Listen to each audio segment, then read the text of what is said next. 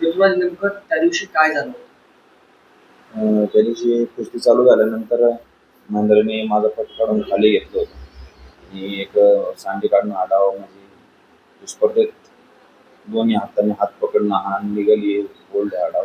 तो डाव करून माझा हात म्हणजे दुखापतीचा डाव त्यांनी केला आणि त्यानंतर मला तिथनं पुढं म्हणजे हे नाही करता आलं. कुस्तीच्या नियमानुसार ही कुस्ती झाली होती. आणि कुस्तीच्या बिलकुल नियमातच मोडत नाही कुस्तीने तो डाव पण नाही. तुम्ही फार चिडले होते तेव्हा कुस्ती झाल्यानंतर काय बोलले होते मग? चिडलो नाही ते म्हणजे एका कुठल्याही परिणामाचे ते मनाला लागलेली गोष्ट असते कारण की त्यांनी त्यासाठी वर्ष 2-2 वर्ष तयारी केलेली असते. मी महेंद्राला म्हणजे असं हात पकडूनच त्याच्यापाशी गेलो म्हणलो तू आज जिंकलायस हे मला अशी कुस्ती करून माझ्यासोबत परत मी तुला म्हणजे तयार होऊन दाखवू नको कसं जिंकायची अशी कशी कुस्ती करायची असते. कुठेतरी कुस्तीला गालबोट लागलं आणि असं व्हायला नको पण झालं असं वाटतं. हे नाहीच झालं पाहिजे कुस्तीत कारण का ही महाराष्ट्राचं एक आपलं लाल मातीची कुस्ती म्हणजे महाराष्ट्राचा अभिमान आहे. कालची कुस्ती सगळ्यांनी बघून एक थोडंसं सगळ्यांचा कुस्तीकडे बघण्याचा विचार होतो.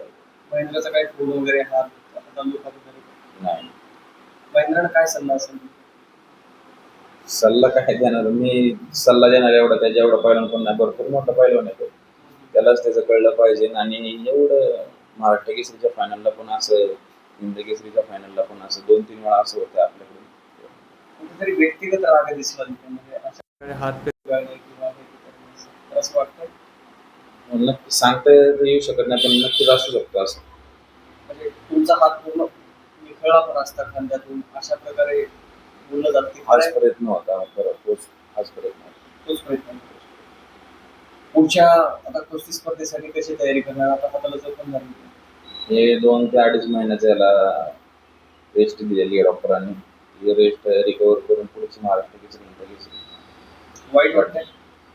वाईट तर नाही भरपूर महाराष्ट्रकरांचं प्रेम आहे सगळ्यांचं प्रतिसाद चांगला आहे सगळ्यांसाठी मराठवाड्यांसाठी माझ्या जे जनता करणारे त्यांच्यासाठी परत एकदा मैदानात उतरेल.